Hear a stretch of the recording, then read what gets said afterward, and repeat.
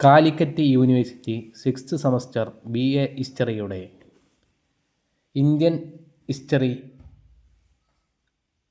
ആദ്യത്തെ അധ്യായമാണ് ഇവിടെ ചർച്ച ചെയ്യുന്നത്.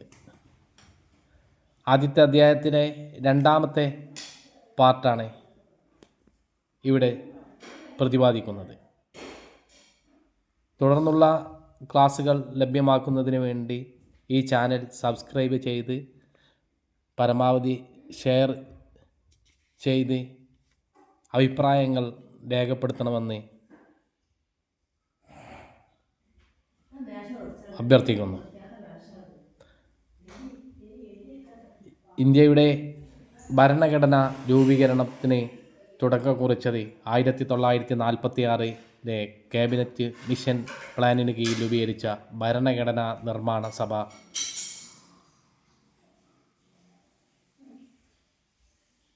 ആകെ 359 അംഗങ്ങളുണ്ടായിരുന്നത്. ഇവരിൽ 296 പേർ ബ്രിട്ടീഷ് ഇന്ത്യയിൽ നിന്നും മറ്റുള്ളവർ വിവിധ നാട്ടുരാജ്യങ്ങളിൽ നിന്നും ഉള്ളവരായിരുന്നു. 46 ഡിസംബർ 11 രാജേന്ദ്ര പ്രസാദിനെ ഭരണഘടനാ നിർമ്മാണ സഭയുടെ ചെയർമാനായി തെരഞ്ഞെടുത്തു. ജവഹർലാൽ നെഹ്റു, മൗലാന അബ്ദുൽ കലാം ആസാദ്, സി രാജഗോപാലാചാരി, സർദാർ പട്ടേൽ, സരോജിനി നായിഡു തുടങ്ങിയ പ്രമുഖരും സഭയിൽ അംഗങ്ങളായിരുന്നു. വിഭജനത്തെ തുടർന്ന് മുസ്ലിം ലീഗ് അംഗങ്ങൾ സഭയിൽ നിന്ന് പിൻവാങ്ങിയപ്പോൾ സഭയുടെ അംഗസംഖ്യ 299 ചുരുങ്ങി. അതിൽ 229 പേർ പ്രവിശ്യകളിൽ നിന്നും 70 പേർ നാട്ടുരാജ്യങ്ങളിൽ നിന്നുമുള്ളവരായിരുന്നു. വിശദമായ ചർച്ചകളും പ്രതിവാദങ്ങൾക്കും ശേഷം 1950 ജനുവരി 26 ഭരണഘടന നിലവിൽ വന്നു. അതോടെ ഇന്ത്യ സ്വതന്ത്ര പരമാധികാര റിപ്പബ്ലിക് ആയി മാറി. ആ ദിനം റിപ്പബ്ലിക് ദിനമായി നാം ആചരിച്ചു വരുന്നു. ദേശീയ സ്വാതന്ത്ര്യ സമരത്തിലൂടെ ആർജിച്ചെടുത്ത എല്ലാ നവീന മൂല്യങ്ങളെയും ഇന്ത്യൻ ഭരണഘടന ഉൾക്കൊള്ളുന്നുണ്ട്. ഇന്ത്യൻ ഭരണഘടനയുടെ ശില്പിയായിട്ട് അറിയപ്പെടുന്നത് ഡോക്ടർ BR അംബേദ്കർ ആയിരുന്നു. 1947 ഇന്ത്യ സ്വതന്ത്രമായതിനെ തുടർന്ന് ഭരണഘടനാ നിർമ്മാണ സഭ പൂർണ്ണാധികാരമുള്ള ഇന്ത്യൻ നിയമസഭയായി പ്രവർത്തിച്ചു. ഭരണഘടനാ നിർമ്മാണ സഭയുടെ പ്രവർത്തനങ്ങൾ 5 ഘട്ടങ്ങളായി തിരിച്ചു. ഒന്നാമത്തെ ഘട്ടം അടിസ്ഥാന പ്രശ്നങ്ങളെ സംബന്ധിച്ച് റിപ്പോർട്ട് തയ്യാറാക്കൽ. പ്രസ്തുത റിപ്പോർട്ടുകളെക്കുറിച്ചും മറ്റും രാജ്യങ്ങളുടെ ഭരണഘടനകളെക്കുറിച്ചും വിപുലമായ ഗവേഷണങ്ങൾ നടത്തി BN റാവു ഒരു കരട് തയ്യാറാക്കി. മൂന്നാമതായി ഡോക്ടർ അംബേദ്കറുടെ നേതൃത്വത്തിലുള്ള ഡ്രാഫ്റ്റിംഗ് കമ്മിറ്റി അതിവിപുലമായ ഒരു കരട് ഭരണഘടന തയ്യാറാക്കുകയും ജനങ്ങളുടെ ചർച്ചയ്ക്കായി അത് പ്രസിദ്ധീകരിക്കുകയും ചെയ്തു. കരട് ഭരണഘടന വിശദമായി ചർച്ച ചെയ്യുകയും ഓരോ ഭാഗവും ഏകീറി പരിശോധിക്കുകയും ചെയ്തു. അവസാനം ഇന്ത്യൻ ഭരണഘടന 1949 നവംബർ 26 രാഷ്ട്രത്തിന് സമർപ്പിക്കുകയും 1950 ജനുവരി 26 ഭരണഘടന നിലവിൽ വരികയും ചെയ്തു. ഇന്ത്യൻ ഭരണഘടനയുടെ അടിസ്ഥാന ലക്ഷ്യങ്ങൾ മതേതരവും സാമൂഹികവുമായ ഉറപ്പുകളായിരുന്നു. ഇന്ത്യൻ ഭരണഘടനയുടെ പ്രധാനപ്പെട്ട പ്രത്യേകതകൾ അതിവിപുലമായ ഭരണഘടനയായിരുന്നു. ലോകത്തിലെ തന്നെ ഏറ്റവും ദൈർഘ്യമേറിയ എഴുതപ്പെട്ട ഭരണഘടനയാണ് ഇന്ത്യയുടേത്. അതുപോലെ തന്നെ കഠിനവും വഴക്കമുള്ളതുമായിരുന്നു ഇന്ത്യൻ ഭരണഘടന. ചില നിയമങ്ങൾ തിരുത്തപ്പെടാത്തതായിരുന്നു. ചിലത് ആവശ്യമായ മാറ്റങ്ങൾ വരുത്താവുന്ന നിബന്ധനകളും ഉള്ളതായിരുന്നു. പാർലമെൻ്ററി ജനാധിപത്യം, രാജ്യസഭ, ലോകസഭ എന്നിങ്ങനെ 2 ഘട്ടങ്ങളിലൂടെ ആയിരുന്നു തിരഞ്ഞെടുക്കപ്പെട്ട അംഗങ്ങളിലൂടെയായിരുന്നു ഇന്ത്യൻ ഭരണഘടനയുടെ ജനാധിപത്യ രീതി വ്യവസ്ഥ ചെയ്തത്. അർദ്ധ ഫെഡറൽ വ്യവസ്ഥ കേന്ദ്ര സംസ്ഥാന ബന്ധങ്ങളെക്കുറിച്ച് ഭരണഘടന സംയുക്തമായി കാഴ്ചപ്പാട് വിവരിക്കുന്നുണ്ട്. Concurrent list, state list, union list. കേന്ദ്രത്തിന് മാത്രം നിയമനിർമ്മാണം നടത്താവുന്ന പട്ടികയായിരുന്നു യൂണിയൻ ലിസ്റ്റ്. സംസ്ഥാനങ്ങൾക്ക് ഇടപെടാവുന്ന സംസ്ഥാന പട്ടികയായിരുന്നു സ്റ്റേറ്റ് ലിസ്റ്റ്.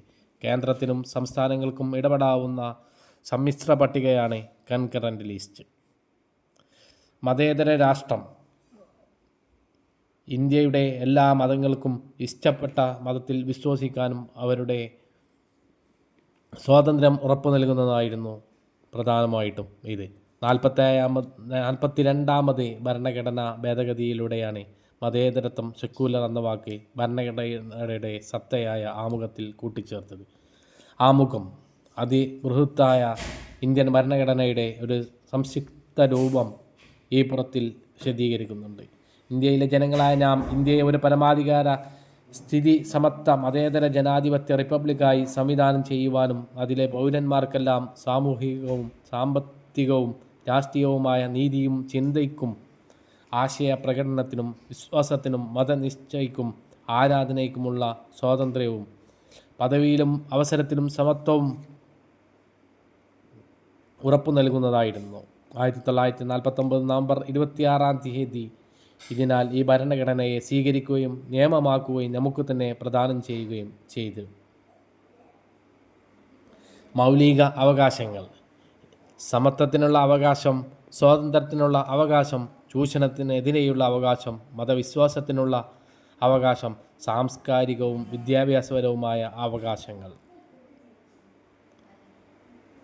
എന്നിവയാണ് അവകാശങ്ങളെങ്കിലും ഈ അവകാശങ്ങൾ നിഷേധിക്കപ്പെട്ടാൽ കോടതികളെ സമീപിക്കുവാനുള്ള അധികാരം പൗരന്മാർക്ക് നൽകുന്നു. പിന്നെ ഓരോ പൗരനും മൗലിക ചുമതലകൾ പ്രദാനം ചെയ്തിരുന്നു. നിർദ്ദേശക തത്വങ്ങൾ: ഭരണഘടന രാഷ്ട്രത്തോട് നിർദ്ദേശിക്കുന്ന തത്വങ്ങളാണ് നിർദ്ദേശക തത്വങ്ങൾ. പേര് സൂചിപ്പിക്കും പോലെ തന്നെ അവയ്ക്ക് നിർദ്ദേശങ്ങളുടെ സ്വഭാവമാണുള്ളത്. അവ കോടതി മുഖാന്തരം നടപ്പിലാക്കിയെടുക്കാൻ സാധിക്കുകയില്ല. പൗരത്വവും ദേശീയതയും: ഇന്ത്യൻ ഭരണഘടനയുടെ 2ാം ഭാഗം അനുച്ഛേദം 5 മുതൽ 11 വരെ പൗരത്വം സംബന്ധിച്ച് വ്യക്തത വരുത്തുന്നു.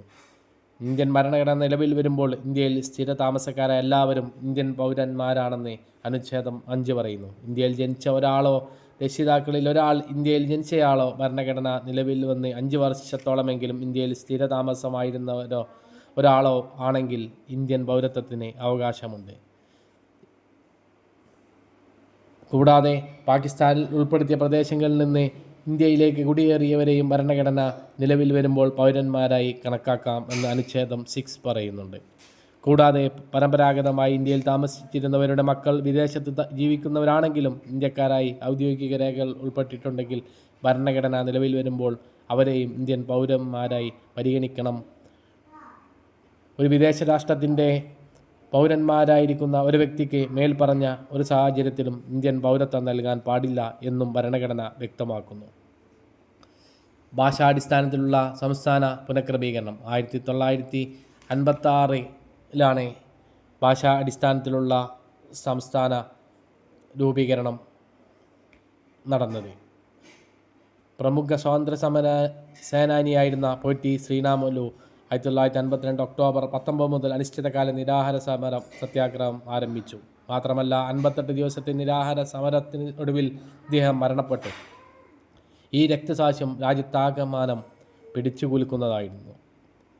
ഗത്യന്തരമില്ലാതെ പ്രത്യേക ആന്ധ്ര സംസ്ഥാനം രൂപീകരിക്കാൻ സർക്കാർ തീരുമാനിച്ചു. 1953 ഒക്ടോബറിൽ മദ്രാസ് സംസ്ഥാനത്തെ വിഭജിച്ചുകൊണ്ട് ആന്ധ്ര സംസ്ഥാനം രൂപീകരിക്കുകയും ബാക്കി വരുന്ന മദ്രാസിനെ തമിഴ്നാടായി പ്രഖ്യാപിക്കുകയും ചെയ്തു. ഇതായിരുന്നു ഭാഷാടിസ്ഥാനത്തിൽ ആദ്യമായി രൂപീകരിച്ചത് സംസ്ഥാനം ആന്ധ്രാപ്രദേശ് ആയിരുന്നു. ആന്ധ്ര സമരത്തിൻ്റെ വിജയം മറ്റ് ഭാഷാ സംസ്ഥാന വാദങ്ങളെയും ഉണർത്തുകയും ആ ഘട്ടത്തിൽ ഭാഷാടിസ്ഥാനത്തിൽ ഇന്ത്യൻ സംസ്ഥാനങ്ങളെ വിഭജിക്കുന്നതിനോട് പ്രധാനമന്ത്രി ജവഹർലാൽ നെഹ്റുവിന് താല്പര്യമുണ്ടായിരുന്നില്ല. ഇതിനെ തുടർന്ന് ഇതിനെപ്പറ്റി പഠിക്കാൻ ഫസൽ അലിയുടെ നേതൃത്വത്തിലുള്ള ഒരു സംസ്ഥാന പുനഃസംഘടനാ കമ്മിറ്റിയെ നിയോഗിച്ചു.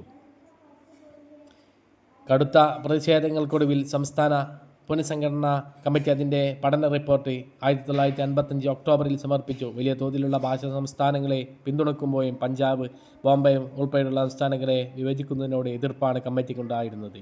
ഇതിനെ തുടർന്ന് വ്യാപകമായ പ്രതിഷേധവും സമരങ്ങളും രാജ്യത്തിൻ്റെ വിവിധ ഭാഗങ്ങളിൽ അരങ്ങേറി. 1950 നവംബറിൽ വിവിധ ഭാഷാ സംസ്ഥാനങ്ങളെ പ്രഖ്യാപിച്ചുകൊണ്ട് കമ്മിറ്റി റിപ്പോർട്ട് നടപ്പിലാക്കാൻ സർക്കാർ നിയമം പാസാക്കി. സംസ്ഥാന പുനഃസംഘടനാ നിയമത്തിനെതിരെ ഏറ്റവും ശക്തമായ പ്രക്ഷോഭങ്ങൾ ഉയർന്നത് ബോംബെയിലായിരുന്നു. 1956 ബോംബെയിൽ മാത്രം 80ഓളം പേർ കൊല്ലപ്പെട്ടു. പ്രതിപക്ഷ പാർട്ടികളും വിദ്യാർത്ഥികളും കർഷകരും തൊഴിലാളികളും കലാകാരന്മാരും വ്യവസായികളുമെല്ലാം പ്രക്ഷോഭത്തിൽ പങ്കുചേർന്നു.